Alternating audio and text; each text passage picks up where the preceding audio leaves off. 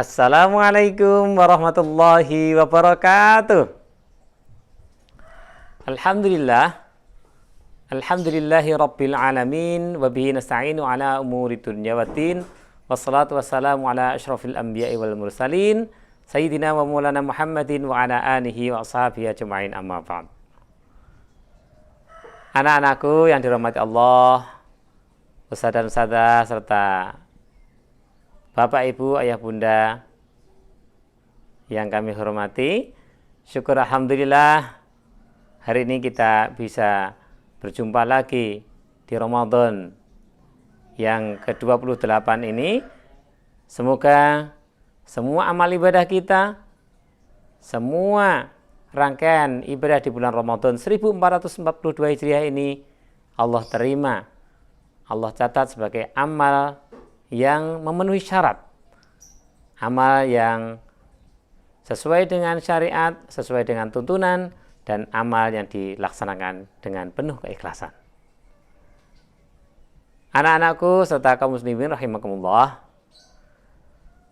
Allah Subhanahu wa taala sudah berfirman dalam surat At-Taubah ayat 103, A'udzubillahi minasyaitonir rajim.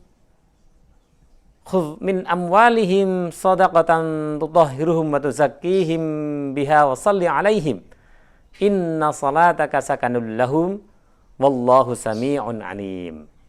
Yang artinya, ambillah zakat dari sebagian harta mereka. Dengan zakat itu kamu membersihkan dan mensucikan mereka, dan mendoalah untuk mereka. Sesungguhnya doa kamu itu menjadi ketentraman jiwa bagi mereka, dan Allah Maha mendengar lagi Maha mengetahui. Anak-anakku dan kaum muslimin rahimakumullah, ini sudah penghujung bulan Ramadan, dan sebagaimana yang telah kita pahami bahwasanya dalam rangkaian ibadah puasa, untuk menutupnya, menyempurnakannya, maka kita biasanya juga membayar zakat. Nah, perlu diketahui bahwa zakat ini adalah termasuk rukun Islam yang 5, rukun Islam yang 5, dan rukun Islam itu semuanya harus dilaksanakan, dilaksanakan sesuai syarat dan ketentuannya. Nah, anak-anakku yang dirahmati Allah, syahadat, kemudian sholat, kemudian zakat, puasa, haji, itu semuanya harus dilakukan, dan itu hukumnya sama, maka orang yang tidak sholat akan berdosa, orang yang tidak berzakat juga akan berdosa, seperti itu.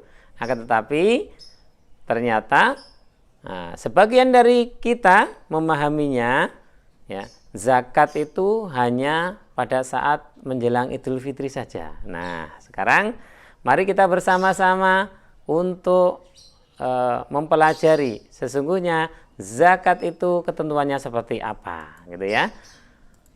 Baik, anak-anakku semuanya, seperti yang Ustaz sampaikan tadi, bahwasanya zakat merupakan salah satu rukun Islam dan menjadi salah satu unsur pokok bagi tegaknya syariat Islam. Oleh karena itu, hukum zakat adalah wajib ain, fardu ain, atas setiap muslim yang telah memenuhi syarat-syarat tertentu. Zakat termasuk dalam kategori ibadah, seperti ibadah yang lain, sholat, haji, dan puasa yang telah diatur secara rinci, semuanya sudah ada ketentuannya. Baik, selanjutnya kalian mungkin sudah memahami dan mempelajari bahwa macam-macam zakat itu ada 2. Yang pertama adalah zakat fitrah atau zakat untuk jiwa, adalah nama bagi sejumlah makanan pokok yang dikeluarkan oleh seseorang muslim setelah berlalunya bulan suci Ramadan. Zakat ini disebut juga dengan zakat badan atau zakat jiwa. zakat fitrah lebih mengacu kepada orang. Jadi orang yang masih hidup, ya, yang masih hidup atau jiwa yang masih bernyawa, begitu ya, pada akhir bulan Ramadan menjelang Idul Fitri. Berikutnya yang kedua adalah zakat mal atau zakat harta, ya. Zakat harta ini diwajibkan karena adanya harta tertentu yang telah memenuhi syarat-syarat tertentu. Ya, syaratnya harus terpenuhi dulu.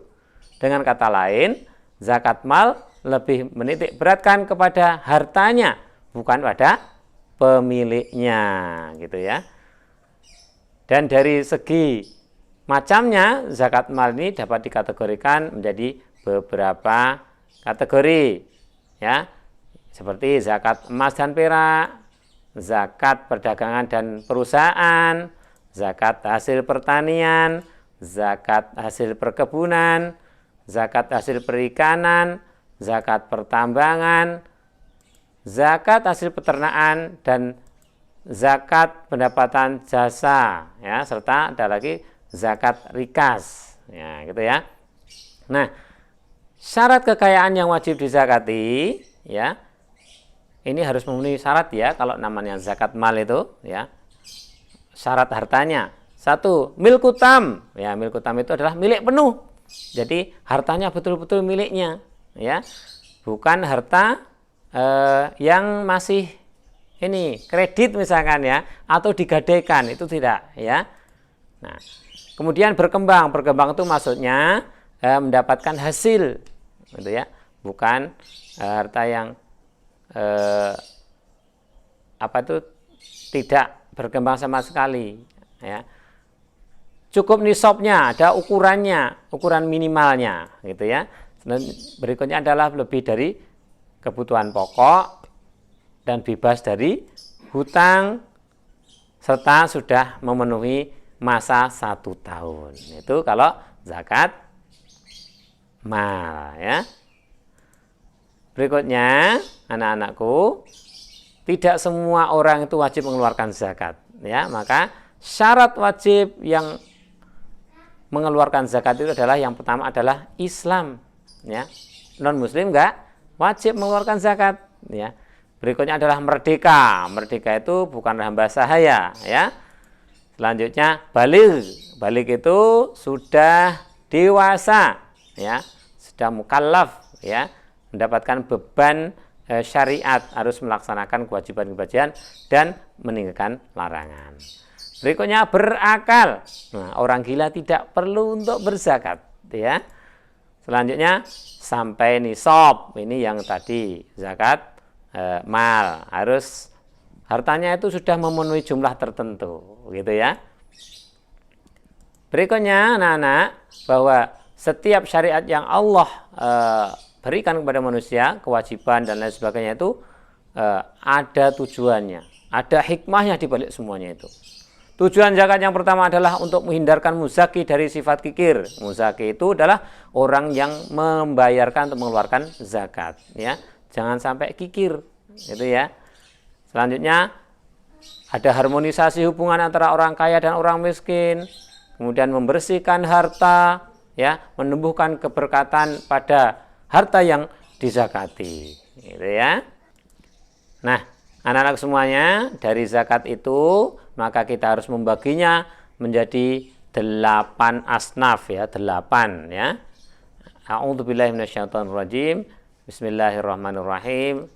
Innamas shadaqatu lil fuqara'i wal masakin wal 'amilina 'alaiha wal mu'allafati qulubuhum wa fir riqabi wal gharimina wa fi sabilillahi wa ibnis sabil. Jadi ada 8 itu: fakir, miskin, amil, mu'alaf, riqab, gharim, fisabilillah, dan ibnu sabil. Ada 8 golongan yang nanti akan mendapatkan zakat. Nah, kalian bisa pelajari 8 itu apa saja, ya. Ya, Pak, ya.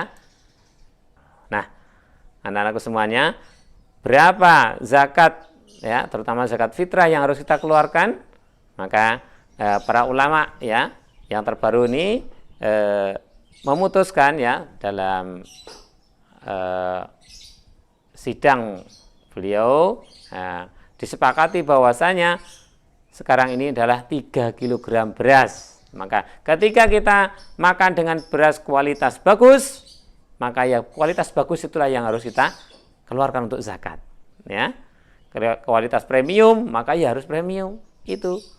Jangan sampai ketika biasanya ya setiap hari kita makan dengan harga per kilonya 15.000, ternyata kita zakatnya ya yang per kilonya 10.000. Nah, itu tidak baik ya. Tidak memenuhi syarat ya. Baik, anak-anakku semuanya, semoga kalian paham sekilas tentang zakat tadi. Ini adalah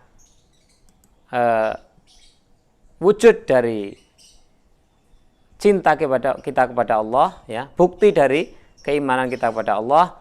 Maka wajib bagi kita semuanya untuk mengeluarkan zakat. Bagaimana kalian sudah mengeluarkan zakat? Zakat fitrah untuk Ramadan tahun ini? Oke, yang belum, silakan kalian praktekkan membayar zakat ini ya. Kalau yang sudah berarti sebagai tugas, nanti bisa di screenshot, dilaporkan ke wali kelas masing-masing bahwa kalian telah membayarkan zakat fitrahnya ya. Kalau ada nanti orang tua kalian juga sudah membayar zakat mal, maka kalian juga laporkan ya. Ini sebagai pantauan kami ya dalam mendidik dan membiasakan peserta didik bisa melaksanakan apa yang telah dipelajari dan difahami. Baik anak-anakku semuanya, itu yang Ustaz sampaikan. Terakhir kami pesankan bagi yang belum membayar zakat, infak, sedekah atau wakaf, mumpung ini masih di bulan Ramadan dengan pahala yang berlipat, silakan segera menghubungi Badan Amil Zakat. Kalau di sekolahan kita ada LDS, Lembaga Dana Sosial Peduli Pendidikan, yang programnya sudah banyak dipublikasikan kepada kalian. Ya, sekarang silakan dicek lagi. Apalagi ya yang belum membayarkan, segera untuk menunaikan. Demikian, selamat melanjutkan ibadah puasanya anak-anakku semuanya. Sampai jumpa lagi. Semoga setelah Ramadan ini kebaikan-kebaikan yang kita lakukan, kita biasakan di bulan Ramadan tetap berlanjut dan bertambah baik lagi. Amin ya rabbal alamin. Demikian dari Ustadz. Assalamualaikum warahmatullahi wabarakatuh.